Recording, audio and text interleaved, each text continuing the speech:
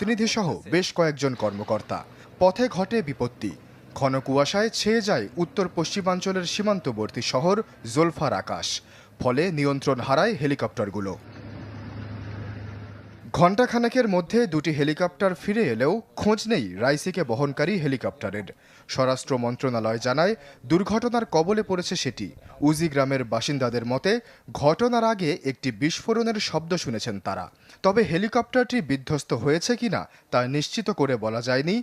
জানা যায়নি রাইসির সর্বশেষ শারীরিক অবস্থাও। যে স্থানে দুর্ঘটনা ঘটেছে সেটি অনেক দুর্গম, সেখানে নেই ভালো কোনো যোগাযোগ ব্যবস্থাও। কাজেই উদ্ধারকারী দলের সাথেও যোগাযোগ স্থাপন করা দুরূহ হয়ে উঠছে।